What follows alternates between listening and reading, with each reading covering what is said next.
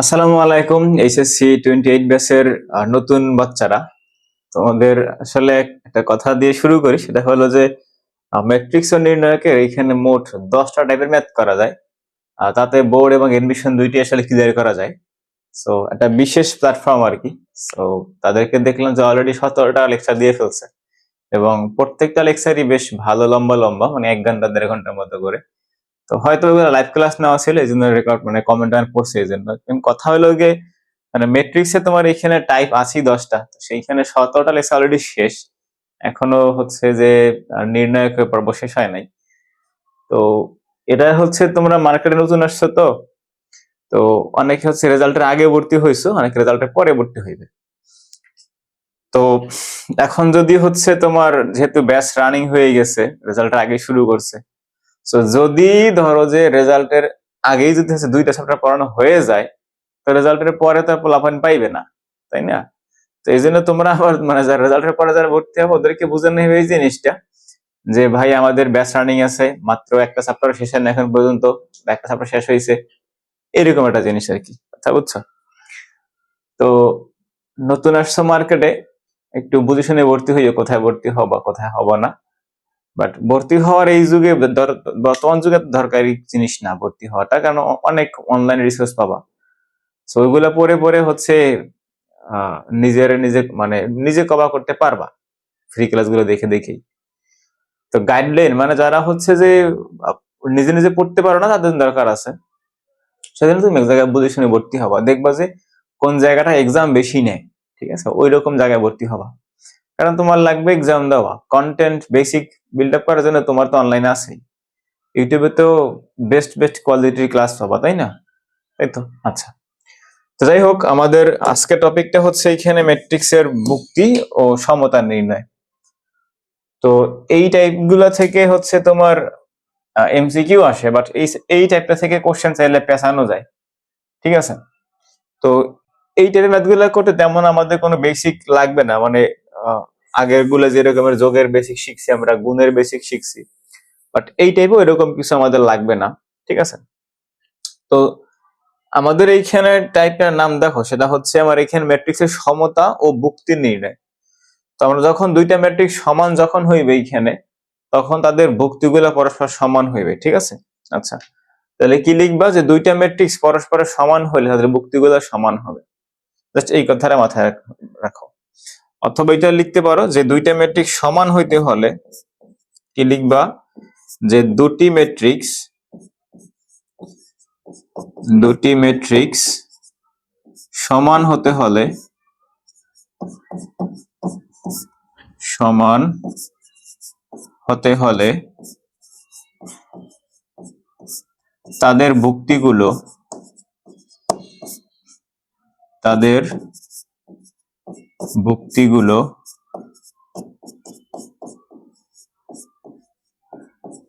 পরস্পর সমান হয়, পরস্পর সমান হতে হবে, সমান হতে হবে। জাস্ট এইটুকু মাথায় রাখলে আমরা এই টাইপটা সলভ করতে পারবো। তো আরেকটা জিনিস লাগবে, তোমাকে আসলে ম্যাট্রিক্সটা চিনতে হবে, ঠিক আছে? তো এবার দেখো, আমরা এখানে দুইটা ম্যাট্রিক্স নেই। তো ধরো একটা ম্যাট্রিক্সে হচ্ছে আমার এইরকমের কিছু ভুক্তি দেওয়া আছে এখানে, যে ধরো ওইখানে থাকলো আমাদের এক্স ওয়াই ডাব্লিউ আর ধর হচ্ছে বি, এইগুলো হচ্ছে আমাদের একটা ম্যাট্রিক্সের তার উপাদানগুলো এখানে দেওয়া আছে। সিমিলারলি আমাদের পাশে আরেকটা ম্যাট্রিক্স দেওয়া হয়েছে, ধরো সেই ম্যাট্রিক্সটা আমাদের এইটা, সেটা হলো ধরো A B C and D. আচ্ছা, এখন আমি যদি বলি যে এই দুইটা ম্যাট্রিক্স পরস্পরের সমান, তো পরস্পরের সমান বললে এখানে যে কথাটা তুমি মনে রাখবা সেটা হলো যে আমাদের এই ভুক্তিটার এটা হচ্ছে আমার এইখানে সমান, এবং এইটার এটা সমান, এইটা সমান, এইটা এখানে সমান, ঠিক আছে? জাস্ট এইটা মনে রাখতে পারলে আমাদের এই টাইপের অঙ্কগুলো ইজিলি সলভ করতে পারবো। তো এই জিনিসটি একটু মাথায় রাখবা। এখন কখনো কখনো তোমার আসলে প্রবলেমের উপরে ডিপেন্ড করে, তোমার ম্যাট্রিক্সের ভিতরে একটু মানে গুণ টুন করে নিতে হবে, ঠিক আছে, ওটা তো আমরা আগেই শিখে ফেলছি। তো যেহেতু বললাম যে এই দুইটা ম্যাট্রিক্স পরস্পরের সমান, তো এই কথার মানে হইলো আমাদের x is equal two a। তাহলে এখানে কি লিখবা, যে আমাদের এই দুইটা ম্যাট্রিক্স সমান হইলে কি হবে দেখো তো, সমান হলে আমার এইখানে যেটা হবে সেটা হলো x ইজ ইকুয়াল টু হবে a, x is equal to হবে কত এখানে a, আর y ইজ ইকুয়াল টু হবে আমার এইখানে b, w is equal to হবে এখানে আমাদের কত c হবে, আর এইখানে আমাদের b ইজ ইকুয়াল টু হইতেছে কত d হবে। এইটা হচ্ছে আমাদের মনে রাখতে পারলে আমরা এই টাইপের অঙ্কগুলো সলভ করতে পারবো, ঠিক আছে, জাস্ট এতটুকু মনে রাখতে পারলেই হবে। তো এইটুকু কথা আমার মনে হয় তোমরা মনে রাখতে পারবা, যেহেতু তোমরা অলরেডি এসএসসি পার করে চলে আসছো, সেটা মনে রাখতে পারবা। তো দেখো এইখানে আমরা 3টা বোর্ড কোশ্চেন সলভ করব মোট এই টাইপটা বোঝার জন্য, এই একটা, সামনে আরো 2টা আছে এখানে, ঠিক আছে। তো এই টাইপ থেকে আসলে তোমার বি বা সি তে খুব কম আসে, এ তে বেশি আসে, আর এমসিকিউ তে আসে। সো দেখো আমার এখানে বলা হয়েছে যে এই দুইটা ম্যাট্রিক্স পরস্পরের সমান, মানে এই ম্যাট্রিক্সটা আর এইটা পরস্পরের সমান হলে এক্স এবং ওয়াই এর ভ্যালু বের করতে বলা হয়েছে। তাহলে একটু কি বললাম, যে এই দুইটা ম্যাট্রিক্স যদি পরস্পরের সমান হয় তাহলে তাদের এইখানে উপাদানগুলো কি পরস্পরের সমান হইতে হবে। তো আমার ম্যাট্রিক্সটা হইতেছে কত 2 মাইনাস এক্স, আর এইখানে আছে ভাই আমাদের ওয়াই মাইনাস 1 এবং হচ্ছে আমার এইখানে 2, এই হইল আমাদের ম্যাট্রিক্স একটা।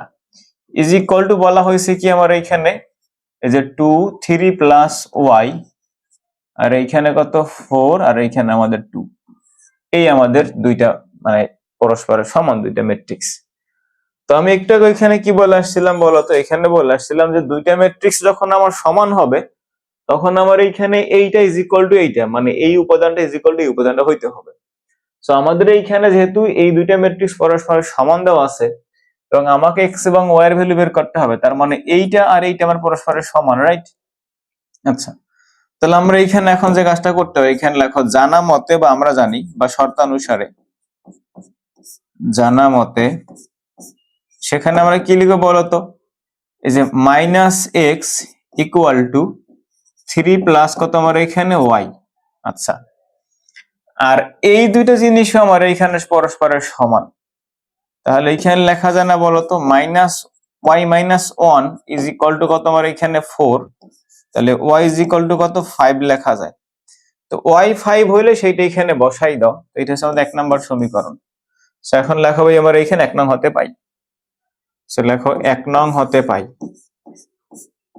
1 নং হতে পাই। তো 1 নং হতে কি পাবা, minus x is equal two 3 plus কত 5, তাহলে দেখো এই যে minus x is equal to 8, তার মানে আমরা এখানে লিখতে পারি কত এখন, যে x is equal two minus 8।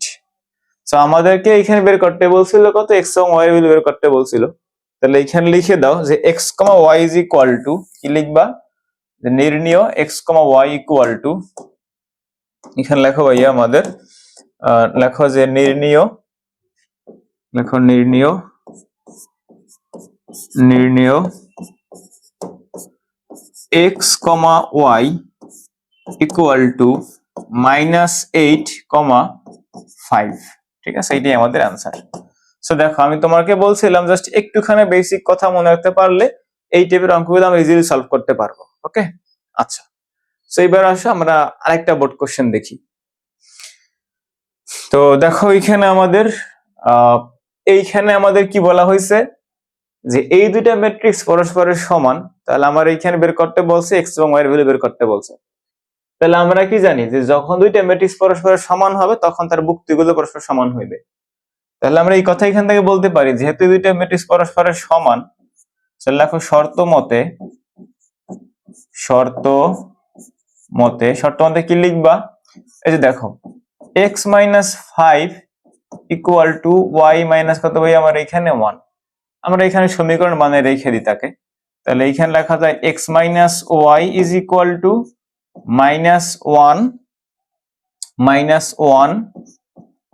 Plus কত ভাইয়া 5। আচ্ছা, সো এই যে x minus y equal to 4, 1 নম্বর সমীকরণ থেকে দিয়ে রাখলাম। আমাদের এইখানে এই দুইটাও পরস্পরের সমান, সো এখানে লেখো আবার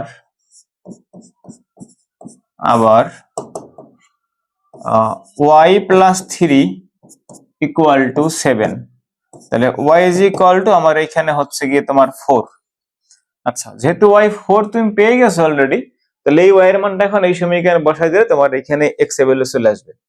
সো এখন লেখো এইখানে 1 নং হতে 1 নং হতে কি পাবা? এই যে দেখো, এই যে x minus y equal to ছিল আমার এখানে 4, so x minus 4 is equal to 4, তাহলে এক্স ইজ ইকুয়াল টু কত হবে আমার এখানে 8। আচ্ছা, আমাকে এখানে বের করতে বলছিল কি এক্স এবং ওয়াই নির্ণয় করতে বলছিল। সো এখন এইখানে লেখো যে নির্ণীয় এক্স এবং এক্স কমা ওয়াই, লেখো নির্ণীয়